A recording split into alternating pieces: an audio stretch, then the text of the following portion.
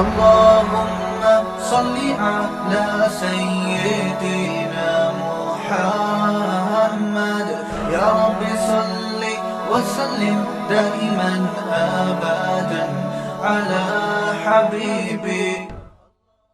خوب سمجھ لو, کیونکہ جب آپ کی وجہ عزت ہی دولت بن جاتی ہے, جو کہ آج کل اکثر لوگوں کی ہے, تو پھر آہستہ آہستہ انسان ڈپریشن میں جانا شروع ہوتا ہے.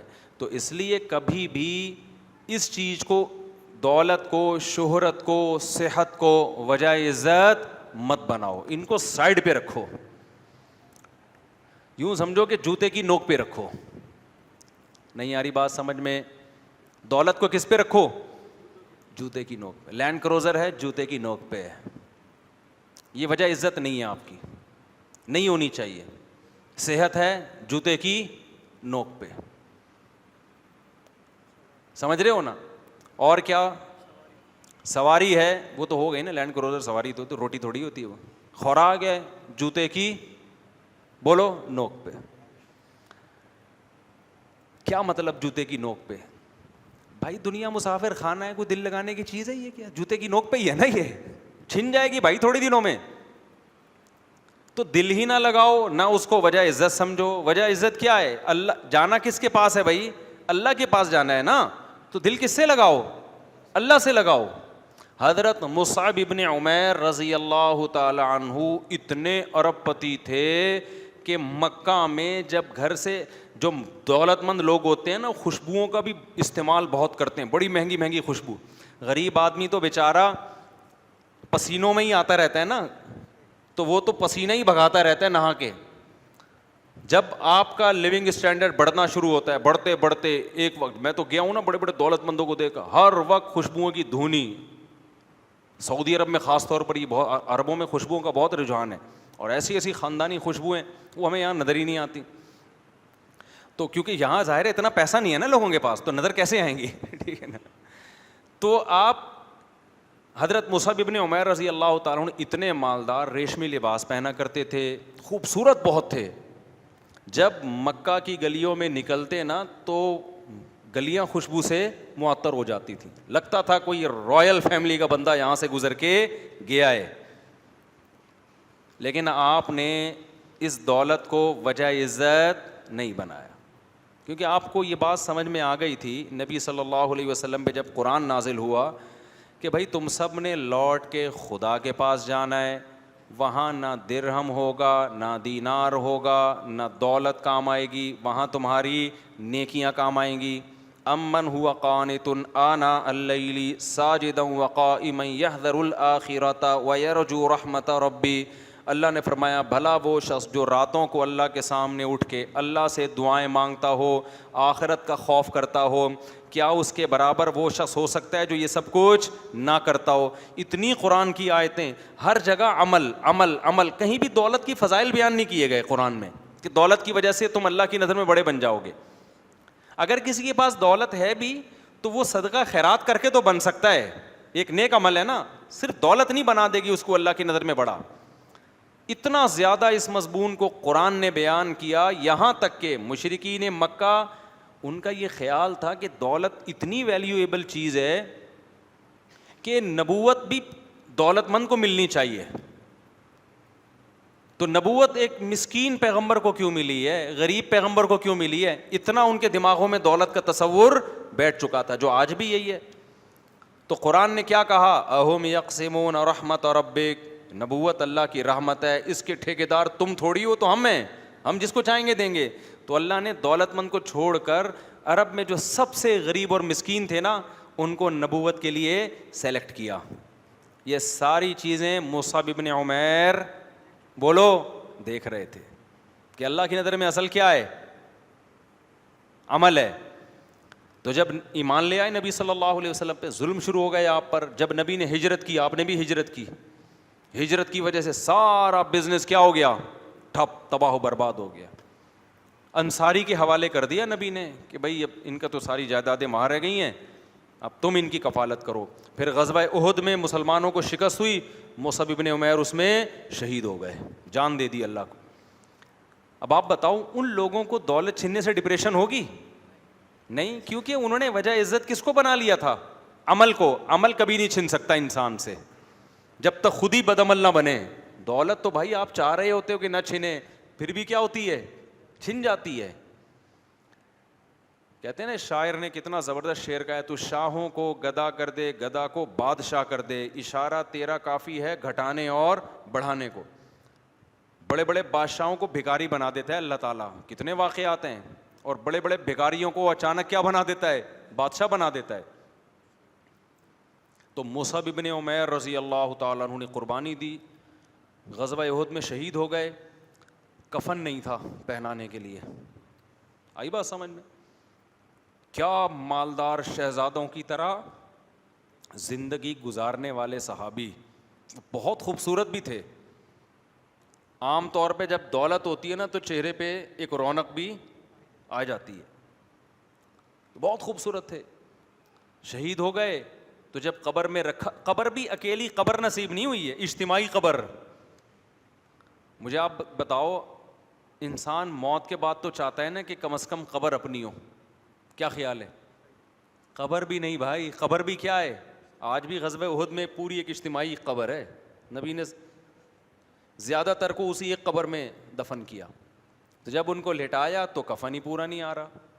سر ڈھانپتے ہیں تو پاؤں کھل جاتے ہیں, پاؤں ڈھانپتے ہیں تو سر کھل جاتا ہے. یہ غربت کا عالم کہ وہ صحابی رسول جو شہزادوں جیسی زندگی گزارا کرتے تھے, موت کے بعد, شہادت کے بعد کفن میسر نہیں ہے. تو نبی نے حکم دیا, بھائی سر پہ کپڑا ڈال دو اور پاؤں پہ گھاس پھوس ڈال دو, گھاس ہی کفن کے طور پہ پہنائی جائے ان کو. اب آپ مجھے ایک بات بتاؤ, اگر مصعب ابن عمیر وہی شاہی زندگی اختیار کیے رکھتے, آج میں ہم ممبر سے حضرت مصعب ابن عمیر کا نام لے رہے ہوتے؟ بولو نا. کچھ بھی نہیں, پیسہ آیا تھا ان کے پاس, خوب عیش و عشرت میں زندگی گزرتی, اس کے بعد دنیا سے چلے جاتے, ختم. اور دولت مند کو موت کا غم غریب سے کئی گنا زیادہ ہوتا ہے. غریب کو پتہ چل جائے نا تجھے کینسر ہو گیا ہے, چلو یار نکلنے کا, خود ہی اللہ میاں نے نکال, میں تو خودکشی کا سوچ رہا تھا, اللہ میاں نے کیا خیال ہے, زیادہ ٹینشن نہیں ہوتی اس کو, چلو یار ثواب ہی ملے گا سوچنے کا. وہ ایک بڑے بزرگ کا واقعہ, مجھے پرانے واقعات یاد رہ جاتے ہیں, نام یاد نہیں رہتے, کہ وہ ان کی نا اس کی دکان تھی, یہ شیرے نہیں ہوتے حکیموں کے معجون, پہلے یہ علم طب میں مسلمانوں نے بڑی ترقی کی تھی حکمت میں, تو بڑا کروڑ پتی وہ حکیم تھے. تو ایک بزرگ ان کے پاس گئے اور انہوں نے بولا کہ تمہارا دل تو انہی بوتلوں میں اٹکا ہوا ہے, ان شیروں میں ساری چپکنے والی چیزیں, تمہاری جان کیسے نکلے گی؟ وہ جان کیسے نکلنے پر پتہ نہیں مجھے لطیفہ کیوں یاد آ جاتا ہے. وہ ایک ماں نے بچی سے پوچھا اپنے, بیٹا جان کیسے نکلتی ہے, اسکول میں تمہیں کیا بتایا جان کیسے نکلتی ہے؟ انہوں نے کہا جان کھڑکی سے نکلتی ہے. ماں حیران ہو گئی, کھڑکی سے کیا مطلب؟ کہتی جب آپ گھر پہ نہیں ہوتی نا پڑوسن آتی ہے, جب آپ گھر پہ نہیں ہوتی, جیسے ہی آپ بیل بجاتی ہیں ابو کہتے ہیں جان کھڑکی سے نکل جاؤ. تو بچے بڑے ہوشیار ہوتے ہیں, ان سے بچ کے رہا کریں, ٹھیک ہے. تو ان نے بزرگ نے ان حکیم سے کہا, کوئی عطر فروش تھے یا عطار تھے واللہ عالم, ان سے کہا کہ تمہاری جان کیسے نکلے گا, جیسے سب کی نکلتی ہے. انہوں نے کہا نہیں بھائی, تمہاری تو ایک ایک بوتل میں قیمتی خمیرے تھے نا, قیمتی اور سارے چپکنے والے دوائیں حکیموں کی ساری معجون اور خمیرے اس ٹائپ کے ہوتے ہیں. انہوں نے کہا تمہاری کیسے نکلے گی؟ انہوں نے کہا میری تو ایسے نکلے گی. لیٹے, چادر اوڑھ کے لیٹ گئے, جب انہوں نے چادر ہٹائی تو انتقال کر گئے تھے. یعنی عمل کر کے بتا دیا, ہمارے جانے میں کوئی ٹینشن نہیں ہے, ان کا وقت آ گیا ہوگا. تو اللہ نے پھر ان کو توبہ کی توفیق دی, برائیوں میں پڑے ہوئے تھے کہ بھائی یہ تو واقعی ہم تو اس دولت, ہم تو ان بوتلوں میں اٹکے ہوئے ہیں. تو غریب آدمی میرے بھائی جب مرے گا ایک رکشہ اس کو یاد آ رہا ہوگا کہ یہ میرا رکشہ تھا, یہ میرے بچے چلائیں گے, اتنا ہے نہیں کہ جائیداد میں ڈیوائڈ ہو سکے, ٹھیک ہے نا, ایک ایک پہیہ بھی نہیں آئے گا. اب یہی ہے کہ میں کون سا گیس چھوڑ کے جا رہا ہوں, اس میں چلانا ہوگا بچے چلا لیں گے, نہیں چلانا ہوگا تو جیسے ہمیں بھی اتنے سال ہم نے بھوکے پیاسے گزار دیے تو بچے بھی کیا کریں گے, ایسے ہی گزار دیں گے. تو بڑے آرام سے چلا جائے گا. نبی صلی اللہ علیہ وسلم جب دنیا سے جا رہے تھے تو حضرت فاطمہ رضی اللہ عنہا جو آپ کی بیٹی تھیں وہ بار بار کیا کہہ رہی تھی؟ وا کرب ابتا، ہائے میرے باپ کا درد. نبی صلی اللہ علیہ وسلم کو بہت زیادہ بخار کی تکلیف تھی. او عقو کما یو عقو رجولان، نبی نے فرمایا جتنی ایک عام شخص کو بخار میں تکلیف ہوتی ہے مجھے اس کی دگنی ہوتی ہے. اللہ تعالیٰ نے نبی صلی اللہ علیہ وسلم کو وفات کے وقت بیماری کی ڈبل تکلیف دی تاکہ آپ کے آخرت میں درجات بلند ہو جائیں. گناہ تو ہوتے نہیں ہیں تو اللہ اپنے محبوب لوگوں کو بعض دفعہ تکلیف میں ڈالتے ہیں کہ اب ساری تکلیفیں ختم ہو رہی ہیں تو اب دنیا میں زیادہ تکلیف دے دو تاکہ اور آپ کا درجہ بلند ہو جائے. تو حضرت فاطمہ جب نبی صلی اللہ علیہ وسلم کو بخار میں دیکھا نا، شدید تکلیف میں، تو کیا فرمایا؟ وا کرب ابتا، ہائے میرے باپ کا درد. تو نبی نے کیا فرمایا؟ لا کرب علی ابیک بعد الیوم، اے فاطمہ آج کے بعد تیرے باپ پر کوئی تکلیف نہیں آئے گی. بس یہ آخری تکلیف ہے، اس کے بعد اب قیام ہمیشہ کبھی بھی تیرے باپ پہ کوئی تکلیف، کوئی جسمانی تکلیف نہیں آئے گی. تو جو نیک لوگ ہوتے ہیں نا، موت کے وقت ان کو ایک تسلی ہوتی ہے، ایک تسلی ہوتی ہے. ہمارے حضرت مفتی رشید احمد صاحب رحمہ اللہ تعالیٰ بڑھاپے کے وقت میں نا موت کو بہت یاد کرتے تھے اور فرماتے تھے بس ابھی دنیا سے جانے والے ہیں، سید الانبیاء محمد صلی اللہ علیہ وسلم سے ملاقات ہوگی، سارے بزرگان دین سے ملاقات ہوگی. اچھا ان بزرگوں سے، نبی سے محبت ہوگی تو موت کا کے جانے کا ایک خوشی بھی ہوگی نا. جن کو فنکاروں سے، اداکاراؤں سے، ایکٹروں سے محبت ہے ان کو تو یہ بھی غم، یہ بھی خوشی نہیں، کیونکہ ان سے ملاقات پتہ نہیں کدھر ہوگی ان کی.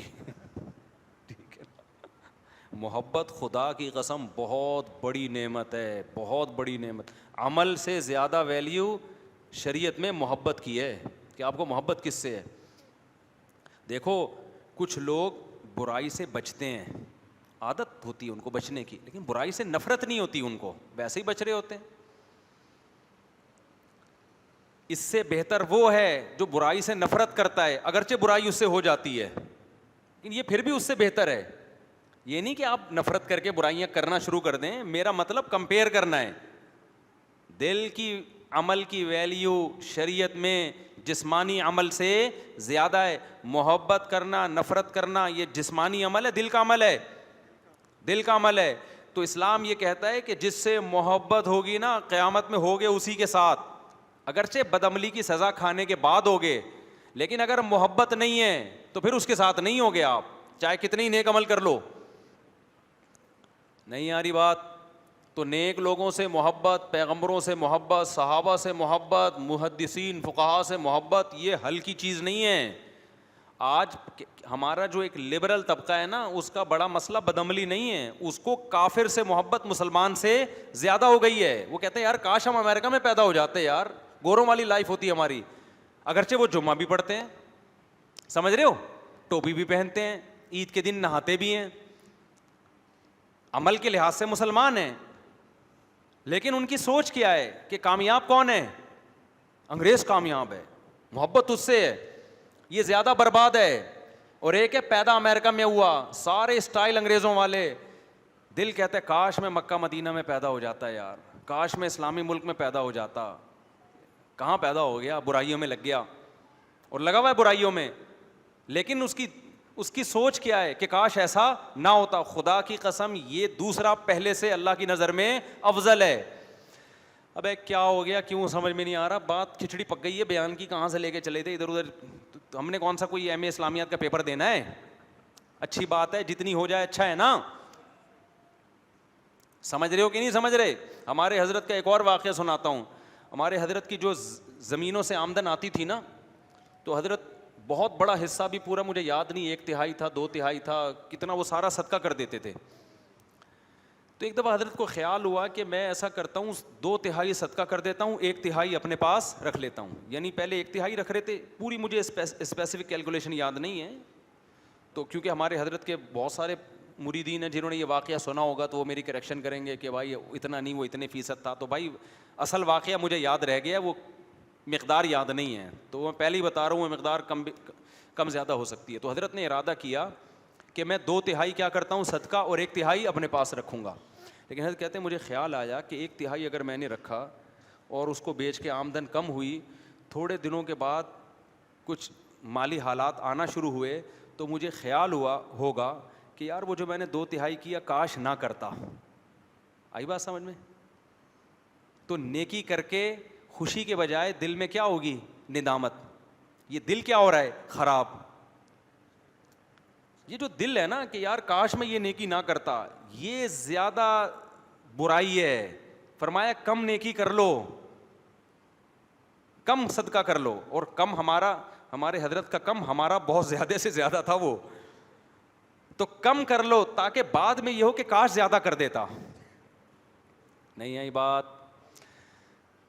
اتنا صدقہ کر لو کہ بعد میں ندامت ہو, یار کیسا کنجوس ہے, تھوڑا زیادہ کر لیتا. یہ زیادہ اچھی حالت ہے دل کی, بجائے اس کے کہ زیادہ کر کے بعد میں ندامت, ابے یہ میں نے کیا کر لیا یار. نیکی کر کے شرمندگی کرنا, یہ نیکی نہ کر کے شرمندہ ہونے سے زیادہ برا ہے. نہیں آئی بات؟ حالانکہ عملی لحاظ سے اگر زیادہ صدقہ کرتے تو زیادہ ثواب ملے گا نا, اور کم صدقہ کرنے میں کم ثواب. لیکن وہ کہہ رہے ہیں دل کی حفاظت, دل میں نیکی کی چاہت اور رغبت, یہ زیادہ امپورٹنٹ ہے. ابے سمجھا پا رہا ہوں کہ نہیں سمجھا پا رہا؟ تو یہ میں آپ کو بتا رہا ہوں کہ اسلام میں دل کے عمل کی ویلیو آپ کے ظاہری اعمال سے زیادہ ہے. بعض لوگ اسلام سے محبت کرتے ہیں, چل نہیں رہے ہوتے اسلام پہ, تمنا ہوتی ہے کاش اسلام پہ چلتے. یہ زیادہ بہتر ہیں ان لوگوں سے جن کو اسلام سے محبت نہیں ہے, کلچر کی وجہ سے چل رہے ہیں, کہہ رہے ہیں یار مجبوراً پیدا ہو گئے, کیا کریں, ختنے بھی, کٹنگ بھی ہو گئی اور شادی وادی بھی ہو رہی ہے, اب کلچر ہے, کیا کریں ایکچولی, بس ہو گئے تو ٹھیک ہے, ٹوپی پہن لیتے ہیں جمعے کے دن, سب نہا رہے ہیں تو چلو ہم بھی کیا کریں, سب. اب زیادہ ڈیٹیل میں نہیں آتا, تو چلو ہم بھی نہا لیتے ہیں, چلو بقرعید پہ سب جانور کاٹ رہے ہیں, ہم بھی کیا کر لیتے ہیں, کاٹ لیتے ہیں. لیکن ہے تو جاپان میں پیدا ہوتا کتنا اچھا تھا یار, کیسی ترقی یار, چاند پہ پہنچ, جاپانی تو نہیں پہنچ رہے, امریکن پہنچ رہے ہیں, رشین پہنچ رہے ہیں, اور ہو سکتا ہے جاپانی بھی پہنچ رہے ہو, لیکن میرے جہاں تک مجھے معلومات ہیں اس میں امریکہ اور رشیا آگے ہے نا. تو کاش یہ ہو جاتا. تو میرے بھائی یہ بہت ڈینجرس چیز ہے. آپ کا دل جس کے ساتھ ہے نا, اللہ قیامت کے دن آپ کو شمار اسی کے ساتھ کرے گا. دنیا میں بھی ہے نا, دیکھو دنیا میں آپ کی بیگم آپ سے کہتی ہے آپ بہت اچھے ہیں, میں رہوں گی آپ کے ساتھ, لیکن وسیم آپ سے بھی زیادہ اچھا مجھے کون لگتا ہے؟ وسیم لگتا ہے. لیکن میں وسیم کو نہ کبھی فون کروں گی, نہ میں وسیم کو کبھی لفٹ کراؤں گی, رہوں گی میں آپ کے ساتھ, وفا میں آپ کے ساتھ کروں گی. شوہر میرے کون ہو؟ آپ. تو آپ میں غیرت ہوگی, تھپڑ مار کے بولو گے جا بھائی تو کس کے ساتھ جا, وسیم کے ساتھ ہی جا. اور دوسری طرف وہ بیوی ہے جو ٹوٹ کے محبت کرتی ہے آپ سے, لیکن آپ کی اطاعت نہیں کرتی. ویسے تو جہاں محبت ہوتی ہے اطاعت بھی ہوتی ہے, لیکن میں کمپیئر کر رہا ہوں نا کہ اتنی محبت نہیں ہے کہ اطاعت کرے, لیکن محبت ہے. آپ نے کہا کہ میرا دوست وسیم, کہتی وسیم کا نام بھی نہ لینا میرے سامنے, مجھے کسی غیر مرد کا نام بھی زہر لگتا ہے. میرے باپ نے مجھے آپ کے حوالے کیا, یہ اس زمانے کی بات کر رہا ہوں جب باپ حوالے کیا کرتے تھے. مثال تو اس پرانے زمانے کی ہے, لوگ کہتے ہیں کس قسم کی مثالیں دے رہے ہیں, باپ حوالے کہاں کرتا ہے, فون کر دیا جاتا ہے ابا کو میں پہنچ گئی ہوں, ٹھیک ہے نا, ابا کو بتا دیا جاتا ہے ہو گئی ہے شادی. آپ کہیں گے ایسا تو نہیں ہو رہا, ابے کبھی ہمارے پاس بیٹھو ہم بتائیں گے. یہ جو بہت سی شادیاں آج کل ہوتی بھی نظر آ رہی ہیں تمبو, یہ فیک تمبو ہیں, اصل میں پہلے ایسے کیسز بہت آ رہے ہیں, پہلے ہو چکی ہوتی ہے, پکڑی جاتی ہے, ابا کو بتاتی ہے کہ ہم نے شادی کر لی, ابا کہتے ہیں عزت کا جنازہ نکلے گا, بیٹا ایک ہماری خوشی کی خاطر تمبو لگا کے دوبارہ سے کر لو. سب جگہ نہیں ہو رہا کہ بدگمان ہو جائیں, جو بھی تمبو جائیں وہاں آپ انکوائری کرنا شروع کرتے ہیں, پہلے ہو گئی تھی یہ جھوٹی موٹی کا ہو رہا ہے, لیکن ہو ایسا بھی شروع ہو گیا ہے. خیر, تو دل کی جو حفاظت ہے وہ عمل سے زیادہ ہے. آپ حج کرنے گئے, خیال آئے یار کدھر آ گئے یار, ٹینشن میں آ گئے یار, نہ آتے اچھا تھا بھائی, دیکھا اللہ معاف فرمائے, ایسے بھی ہوتا ہے بعض. اب آ گئے ہیں تو مجبوری ہے یار, پورا قافلہ آیا ہوا ہے, بھاگ بھی نہیں سکتے یہاں سے. اس سے بہتر ہے نہ آتے اور دل یہاں اٹکا ہوا ہوتا ہے. نہ کرتے حج اور سوچتے کاش میں کہاں چلا جاتا حج میں. سمجھتے ہو کہ نہیں سمجھتے؟ ایک تو نیچرل ایک تو قدرتی طور پہ تکلیف ہوتی ہے نا حج میں, وہ تکلیف تو ایک فطری ہے, وہ تو اس لیے کہ تاکہ ثواب ملے. کوئی وہاں سوئٹزرلینڈ تھوڑی ہے جو آپ انجوائے کرنے جا رہے ہو, وہ تو نیچرل ہے. لیکن یہ خیالات آنا کاش میں نہ آتا. مجھے یاد ہے بچپن میں میری جب 7-8 سال عمر تھی, شدید گرمیوں کے روزے تھے, تو میرے بڑے بھائی نا مجھے منع کر رہے تھے روزہ نہ رکھو. انور میں ہمارے ریلیٹیو رہتے تھے, اس وقت کراچی کی بسیں بڑی خطرناک تھیں. میرے بھائی منع کر رہے آج روزہ نہ رکھو, میں نے رکھ لیا روزہ. 8 یا 10 سال میری ایج ہوگی. اب روزہ رکھ کے ہم انور میں نا وہ 4K پتہ نہیں 4J ٹائپ کی بس تھی کوئی, وہ نہیں پٹپٹی سی بسیں ہوتی تھیں, بھری ہوئی ہوتی تھیں, اس میں بیٹھ گئے ہم. اب جا رہے ہیں نیول کالونی ہاکسبی روڈ کی طرف. مجھے روزہ لگنا شروع, اور بس میں تو الٹی بھی آتی ہے, عجیب سی طبیعت. 11 بجے کا ٹائم ہے, میں بار بار بولوں کاش میں روزہ نہ رکھتا, کاش میں روزہ.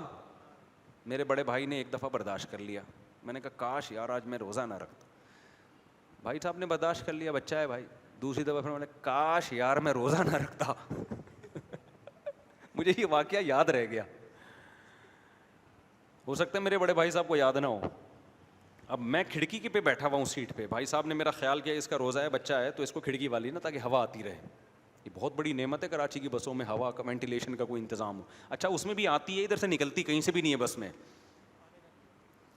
تو پھر تھوڑی تیسری دفعہ میں نے کہا کاش, انہوں نے کہا چپ کرو, ایسے ڈانٹ لگائی. بولے یا تو رکھتے ہی نہیں, اب رکھ لیا تو ثواب کیوں ضائع کر رہے ہو بھائی اپنا بیٹھ کے,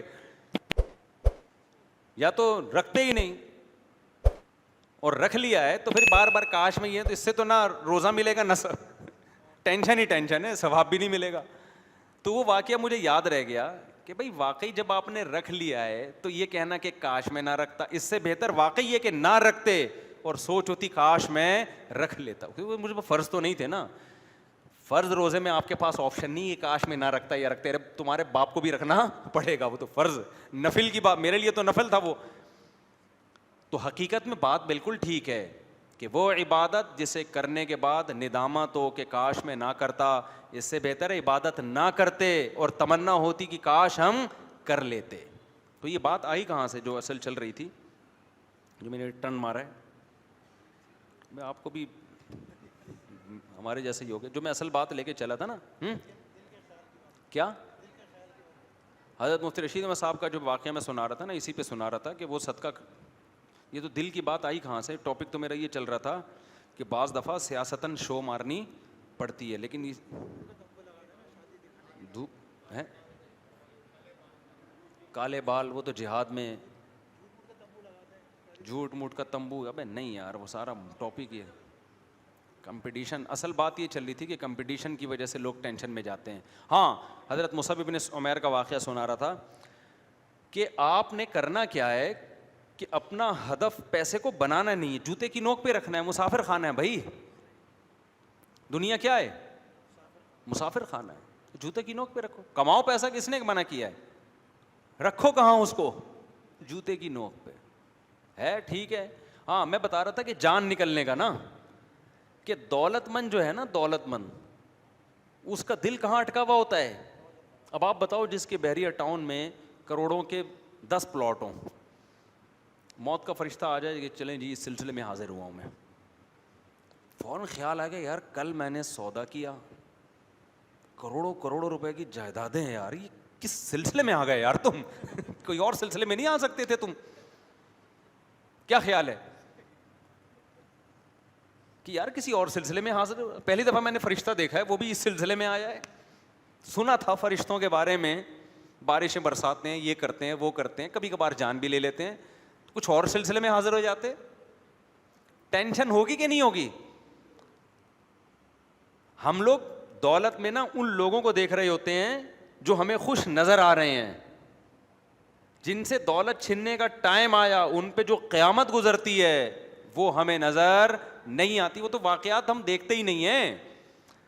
ہم دیکھو جب کوئی کروڑ پتی کھرب پتی مرتا ہے, اس کے بچے پیسے پہ لڑ رہے ہوتے ہیں, تو وہ تو ہمیں نظر آ رہا ہوتا ہے, وہ میت نظر نہیں آ رہی ہوتی کہ یار کل یہ بھی تو لڑ رہا تھا. کیسے پڑا ہوا ہے حسرت سے, بچوں کو چپ بھی نہیں کرا سکتا وہ کہ بچوں مجھے دفن تو ہونے دو, اس کے بعد کر لینا جو لڑنا. کسی شاعر نے بڑی زبردست بات کہی ہے نا کہ پہلے جائیداد, شعر تو مجھے یاد نہیں رہا, وہ مفہوم یاد رہ گیا کہ جائیدادوں کے بٹوارے ہوتے تھے, اب جائیدادوں میں بھائیوں کے بٹوارے ہو رہے ہیں, جائیدادوں کے چکر میں بھائیوں کے بٹوارے ہو رہے ہیں. اور وہ لڑائیاں بھائیوں کی ہو کیوں رہی ہیں, اس میں بھی ابا کا قصور ہے. ابا کا خیال یہ تھا میں مروں گا ہی نہیں, ایسی کنفیوژن فائلوں کی پلاٹوں کی پیدا کر کے گئے نا, بچوں کو پتہ ہی نہیں کون سا کس کا ہے. کیونکہ ابا کو ہم نے کئی دفعہ سمجھایا, لوگوں کے اباؤں کی بات کر رہا ہوں, کہ بھائی آپ مر بھی سکتے ہو, آپ کا کروڑوں اربوں روپے کی جائیدادیں ہیں, بلڈنگیں ہیں, بچے کنفیوز ہو جائیں گے ابا کون سی فائل کہاں رکھی ہے بتا دو نا. کہہ رہے ہیں بھائی میرا بھی مرنے کا کوئی پروگرام نہیں ہے. کیونکہ اتنی جب دنیا کما لی تو دماغ سے موت غائب, تصور ہی نہیں ہے کہ میں مروں گا. کیونکہ موت کا سوچتے ہوئے ڈر لگتا ہے بھائی پھر ہم نے اتنی محنت کس کھاتے میں کی ہے, اگر ہم نے مرنا ہی تھا تو اتنی بڑی بلڈنگ کیوں بنا دی. یعنی وہ حیرت ہوتی ہے ان کو کہ یار ہم نے اگر مرنا ہی تھا اور ابھی مرنا تھا تو یہ سب ہم نے پاگل ہیں ہم جو اتنے عرصے سے اتنی محنت کرتے رہے ہیں. تو اسلام تو پہلے سے کہہ رہا تھا پاگل ہیں, اللہ رسول کہہ رہے تھے آپ واقعی کیا ہیں, پاگل ہیں. آپ کو سمجھ میں نہیں آ رہا تھا, لیکن واقعی میں کیا ہوں, میں بہت بڑا پاگل تھا. نظر سوئے دنیا قدم سوئے مرقد, کہاں جا رہا ہے کدھر دیکھتا ہے. نظر آپ کی دنیا کی طرف اور قدم آپ کے مرقد یعنی قبر کی طرف. تو شاعر کہتا ہے جا کدھر رہا ہے, دیکھ کدھر رہا ہے. بلڈنگیں بناؤ بھائی, سب کچھ کرو, دل لگانے کا بالکل بھی نہیں ہے. دل قبرستان ہے یار, جانا کدھر ہے. دولت مند آدمی کو غریب سے زیادہ مراقبہ کرنا چاہیے موت کا, بار بار مرے گا. دیکھو گناہ کی دو قسمیں, ایک گناہ تھوڑی دیر کا ہوتا ہے, یہ جو پیسے کی محبت کا گناہ ہے نا, یہ 24 گھنٹے کا چپکا ہوا گناہ ہے. یہ ایک گناہ ہوتا ہے, بعض گناہ تو صحابہ سے بھی ہوئے ہیں حالانکہ ان کے دل میں دنیا کی محبت نہیں تھی, غلطی سے گناہ ہو گیا. ایک صحابی سے بدنظری ہو گئی, حالانکہ نبی کے لیے قربانیاں دیتے تھے وہ جہاد میں, لیکن کبھی انسان پر خواہش کا غلبہ ہوتا ہے. کوئی خاتون جا رہی تھی, صحابی نے ان کو دیکھا, بدنظری کی, پھر ایک خیال ہوا کہ بھائی مجھ سے گناہ ہو گیا ہے, ایک نامحرم عورت کو میں نے اتنا گھور کے دیکھا, اور اس سے ایک جو انسان کے دل میں جذبات ہوتے ہیں تو غلط نیت سے, پھر نبی کے پاس آیا, یا رسول اللہ مجھ سے گناہ ہو گیا ہے. تو آپ نے فرمایا صبر کرو. نماز ہوئی, نماز کے بعد آیا, یا رسول اللہ مجھ سے گناہ ہو گیا. آپ نے فرمایا تم نے نماز پڑھی ہے نا؟ انہوں نے کہا ہاں. فرمایا اللہ تعالیٰ قرآن میں نہیں کہتے کہ ان الحسنات یذہبن السیئات, نیکیاں گناہوں کو کھا جاتی ہیں. تو تم نے گناہ کیا نا, اب نیکی بھی کر لی, فنش, چلو شاباش جاؤ, ٹھیک ہے نا. اس کو سیریس نہیں لیا نبی نے. اب ایسا نہ ہو کہ آپ بھی سیریس نہ لیں, یہ بڑا خطرہ ہوتا ہے. حدیث کا غلط مطلب لوگ سمجھتے ہیں کہ اب آپ بھی سیریس نہ لیں کہ ہم فجر پڑھ لیں گے, انٹی کو دیکھ لیتے ہیں جا کے, بات کر لیتے ہیں, یہ کر لیتے ہیں, وہ کر لیتے ہیں, حج کر کے آ جائیں گے. بھائی انہوں نے توبہ تو اصل میں کر ہی لی تھی, ان کو ندامت تو ہو گئی تھی نا. تو اب ان کو ایک حوصلہ چاہیے تھا کہ بھائی نیکی تم نے کر لی ہے, کیونکہ صحابہ کے دل میں خوف اللہ کا بہت زیادہ تھا. تو بہت زیادہ جب کسی کے دل میں خوف ہوتا ہے نا تو پھر اس کو تھوڑا ہلکا لانا پڑتا ہے. تو نبی نے یہ نہیں کہا کہ تمہارے دل میں دنیا کی محبت آ گئی تم جہنم میں. ایک اور واقعہ بڑا دلچسپ ہے. آج ہمارے دینداروں کا ظرف اس معاملے میں بڑا چھوٹا ہو گیا ہے. ایک صحابی تھے, انہوں نے, وہ کیا تھے کہ جب سفر میں نا, تو سفر میں مکہ کی طرف, جب فتح مکہ کے موقع پہ سفر تھا, تو ظاہر قافلوں میں عورتیں بھی تھیں. تو ایک صحابی تھے, وہ کہیں خواتین بیٹھی ہوئی تھیں, تو انہیں کیا دل میں خیال آیا, نہا دھو کے تیار ہو کے نا بالکل زبردست خواتین میں جا کے بیٹھ گئے.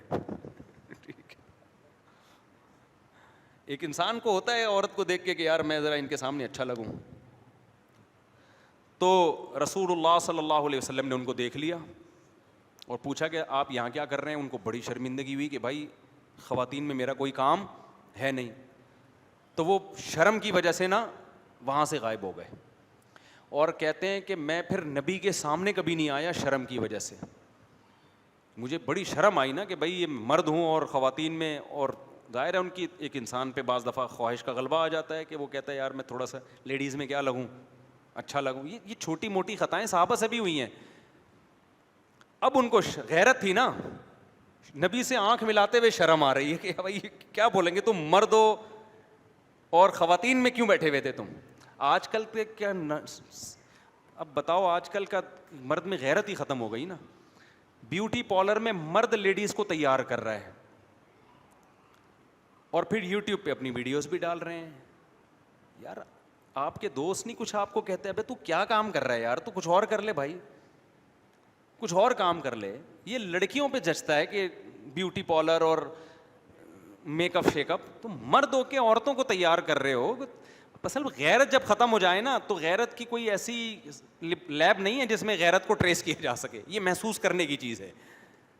تو آپ لوگ نیچے کمنٹس کیا کریں کہ بھائی آپ کیا کر رہے ہو یار, اللہ نے آپ کو آدمی بنایا ہے, کوئی آدمیوں والے کام کر یار, آدمیوں کا بیوٹی پارلر کھول لے بھائی. تو خواتین پہ تو ہمیں حیرانگی ہو ہی رہی ہے کہ مردوں سے اپنے آپ کو تیار کیسے کروا رہی ہے, لیکن مجھے زیادہ حیرانگی اس مرد پہ ہوتی ہے.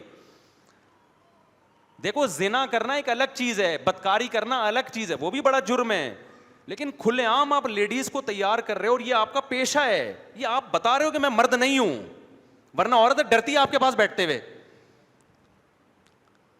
اچھا میں نے کسی سے پوچھا کہ یار یہ بیوٹی پارلر میں اتنی عورتیں جا رہی ہیں, مرد تیار کر رہے ہیں ان کو, تو ان عورتوں کو ڈر نہیں لگتا کہ اس آدمی کی نیت خراب ہو گئی؟ انہوں نے کہا یہ بندے چھکے ہو جاتے ہیں بالکل نا, یہ آدمی کیا ہو جاتے ہیں, عورت کو تو ڈر لگتا ہے کسی بندے کے ساتھ بیٹھتے ہوئے, اور یہ آدمی کے آدمی ہونے کی دلیل ہے, ڈرے وہ.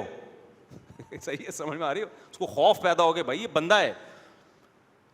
تو یہ کس طرح کا سیٹ اپ چل رہا ہے یار, تم کدھر کو جا رہے ہو یار, کچھ اور کر لے میرے بھائی. تو بیسیوں قسم کے رزق کے کمانے کے ذریعے ہیں, بری حرکت ہے یہ مردوں کو, کیونکہ اب نہیں بولو نا تو یہ چیز پھر سوسائٹی میں پھیل رہی ہے. بہت سے نوجوان دیکھتے ہیں کہ وہ یوٹیوب پہ کھلے عام لڑکیوں کو تیار کر رہا ہے, تو یار ہم بھی ایک کیا کھولیں گے, ایک بیوٹی پارلر کھولیں گے.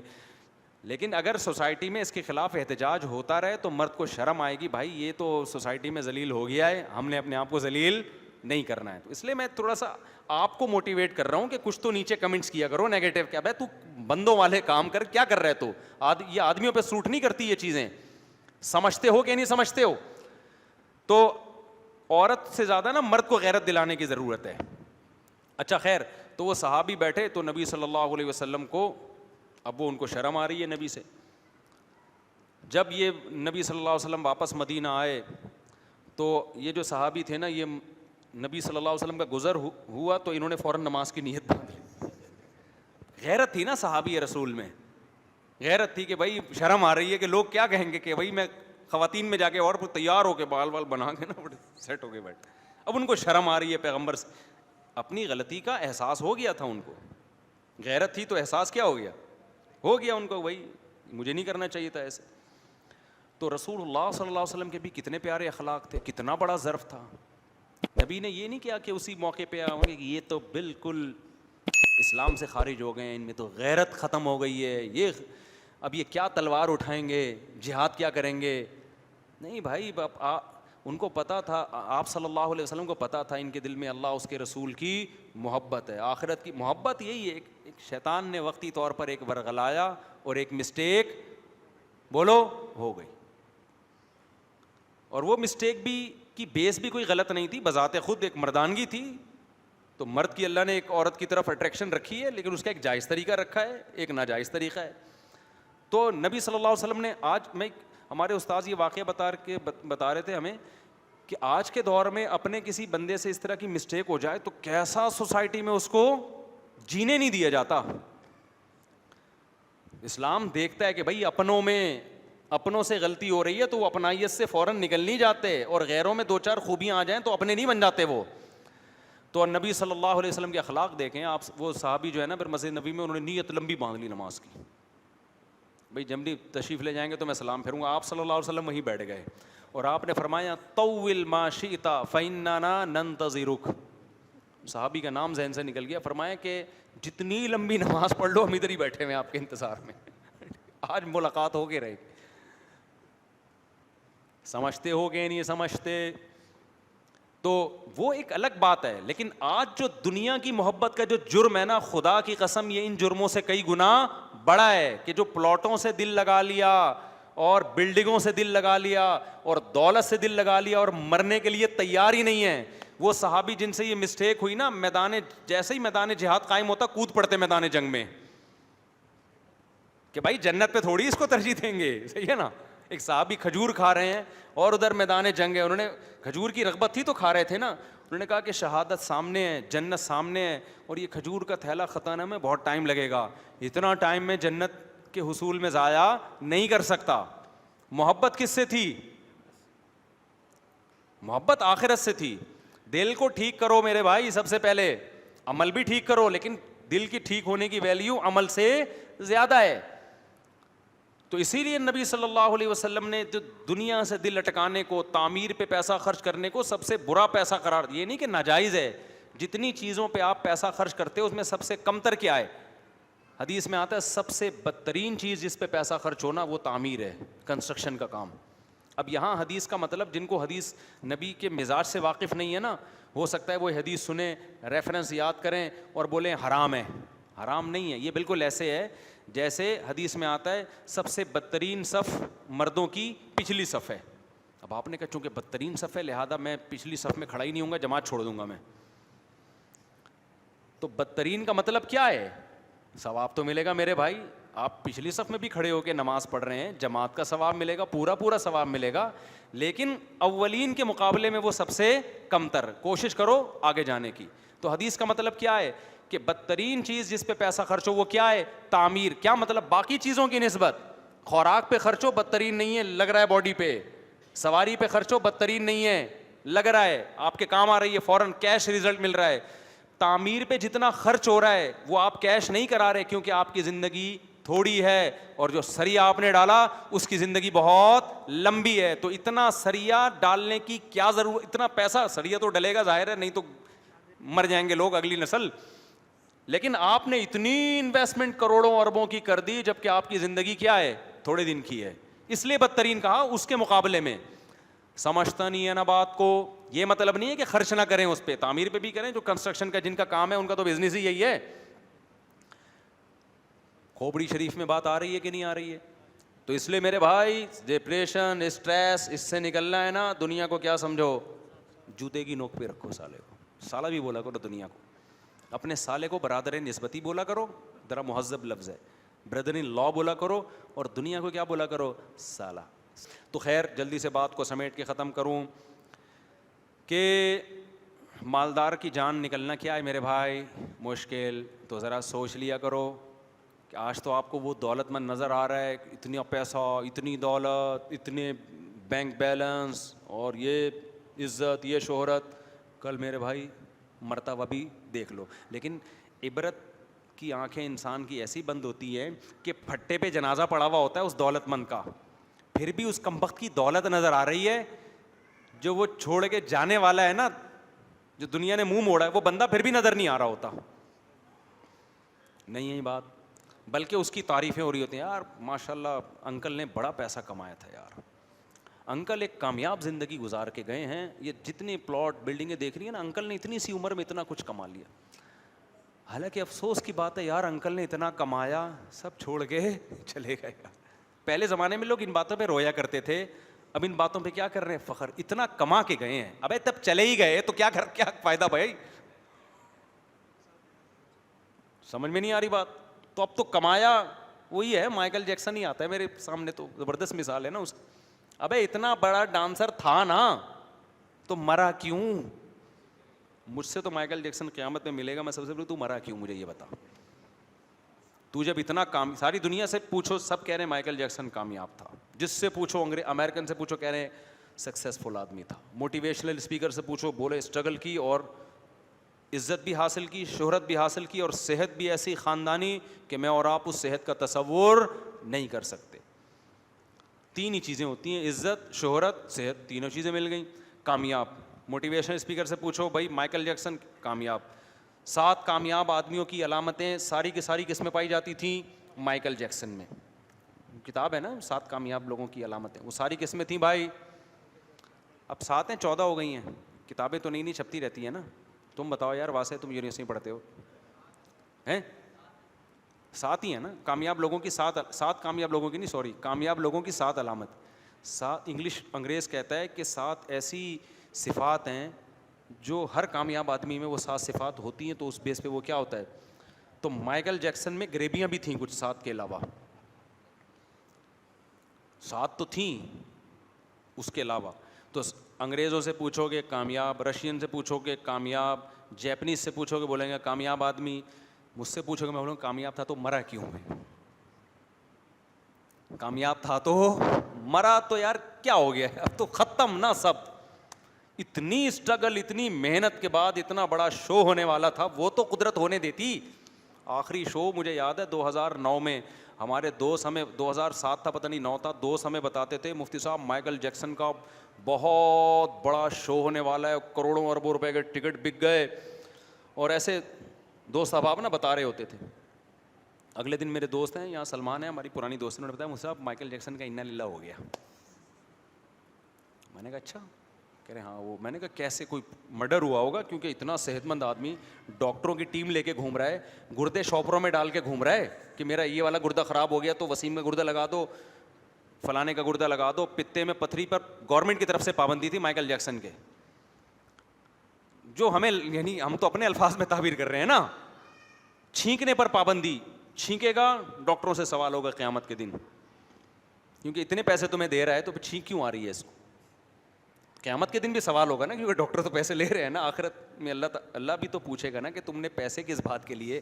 یہ والے سوال تو ہر ایک سے ہوں گے نا, دنیا میں بھی ہوگا. تو وہ سلمان ہمارے دوست ہیں, انہوں نے آ کے بتایا کہ صاحب انا للہ ہو گیا. انگریزوں کا انا للہ, ہمارا والا نہیں. تو میں نے کہا یار یہ کیا مرڈر ہوا ہے کہ نہیں. ویسے ہی وہ رات کو سوئے تھے تو صبح نہیں اٹھے.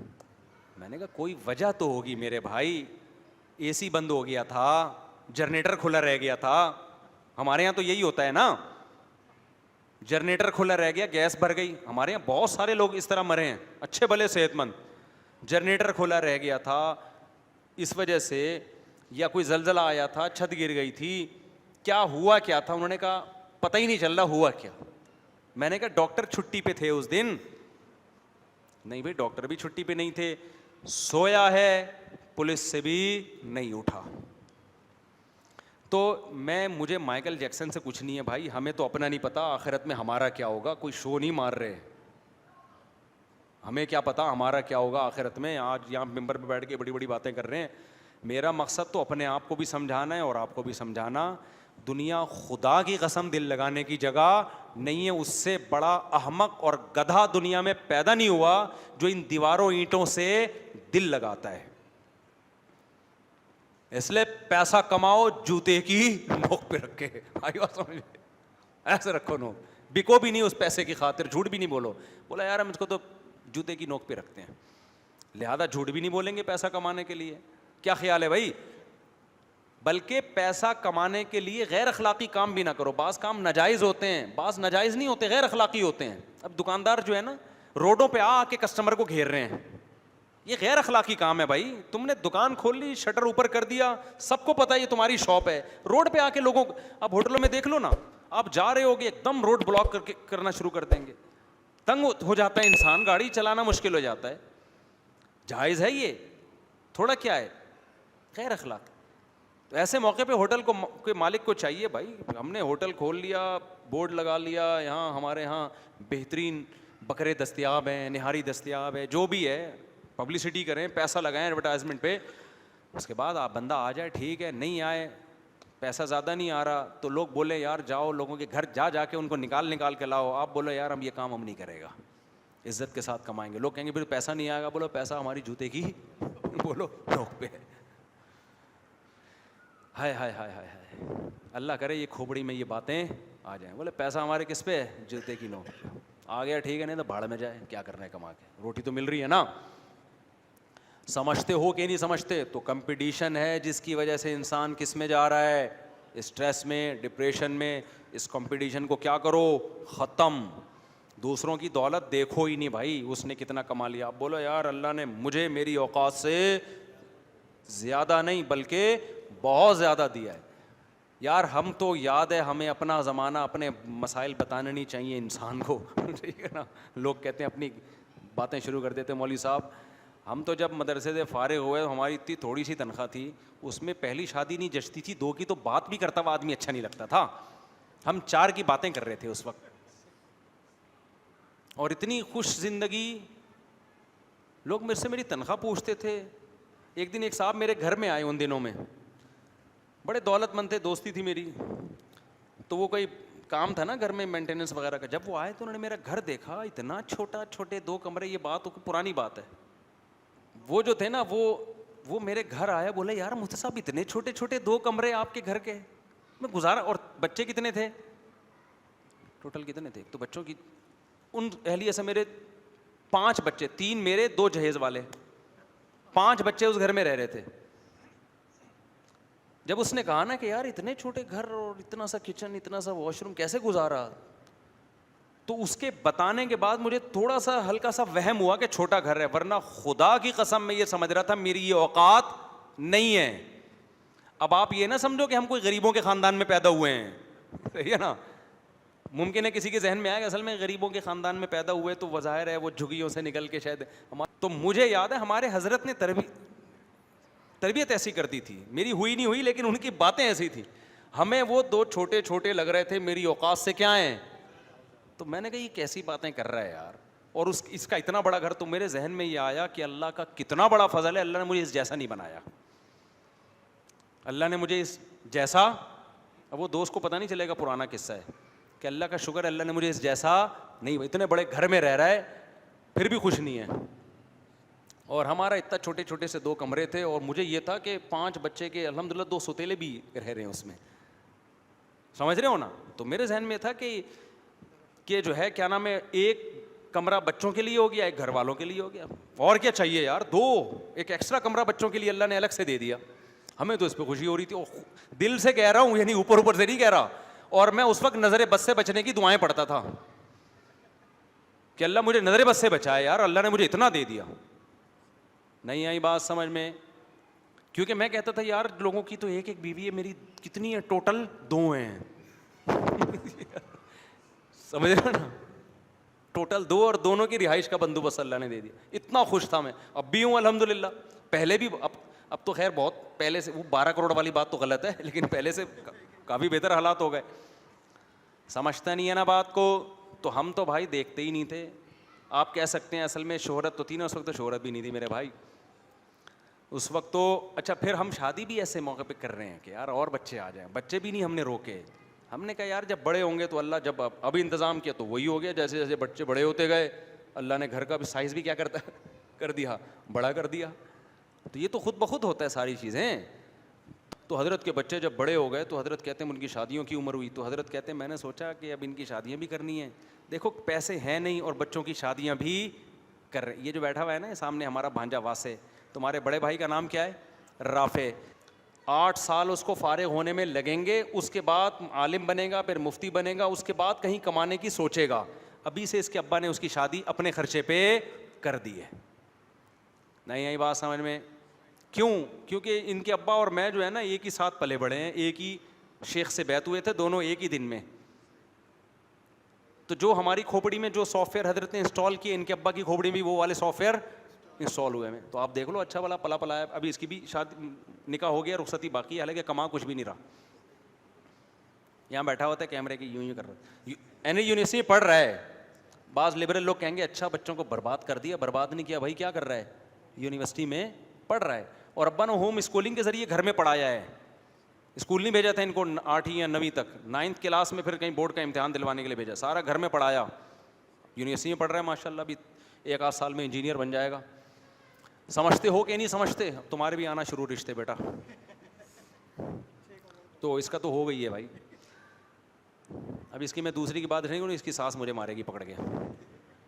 تو اب کیا مسئلہ ہے؟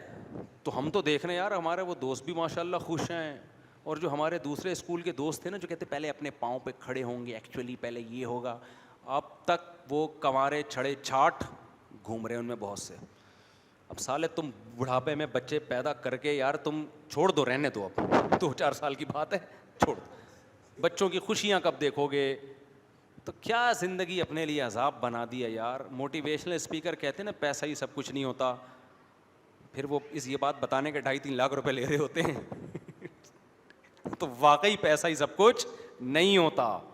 پیسہ کمانے کی فکر کرتے رہو, باقی سارے کام ساتھ ساتھ کرتے رہو, اور پیسے کو کہاں رکھو؟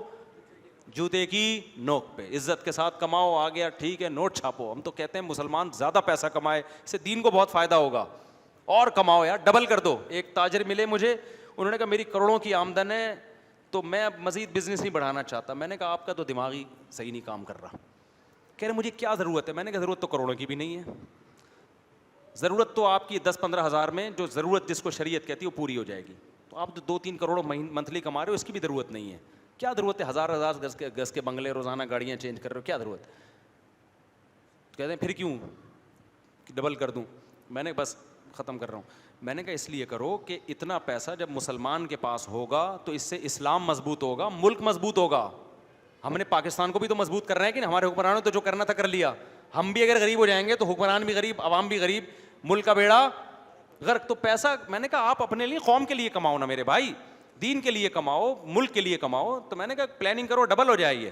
وہ کہہ رہے ہیں مولوی ہو کے کیسی باتیں کر رہے ہیں, یہ مولوی ہو کے مجھے پیسہ کمانے کی ترغیب دے رہے ہیں. میں نے کہا بھائی دل نہیں لگاؤ, رکھو جوتے کی نوک پر, لیکن اگر پلاننگ کر کے اس کو ڈبل کر سکتے ہو تو کیا کرو, ڈبل. حضرت عثمان پیسہ نہ کماتے تو آج حضرت عثمان کے کنویں ہوتے مدینہ میں جن کی ہم زیارت کے لیے جاتے ہیں. کتنا ثواب کما لیا یار حضرت عثمان نے, 1400 سال سے اس کنویں سے لوگ پانی پی رہے ہیں. سمجھ میں نہیں آ رہی بات. حضرت عمر نے اس وقت باغ خرید کے وقف کیا تھا غربا مساکین کے لیے, آج بھی وہ مدینہ میں باغ موجود ہے. تو میں نے کہا اس نیت سے رکھو کس پہ, جوتے کی نوک پہ. تو دل ول لگانے کا میرے بھائی بالکل بھی نہیں ہے. تو بات کہاں سے چلی تھی, چلو جہاں سے چلی تھی اسی میں خیر ہوگی. سورہ الحاقہ اگلے ہفتے انشاءاللہ اس کو لے کے چلیں گے. اللہ تعالی ہمیں سمجھنے کی عمل کی توفیق عطا فرمائے. نماز کے بعد 15 منٹ مسائل کا سیشن ہوگا, جو بیٹھنا چاہیں بیٹھ سکتے ہیں, جانا چاہیں جا سکتے ہیں. اللہ تعالیٰ عمل کی توفیق. اس سے کون ملنے آیا ہے, مسافہ کر لیں, سیلفی لے لیں ذرا ان کے ساتھ جلدی. پاکستان اور بنگلہ دیش کے تعلقات اچھے ہونے چاہیے. ایک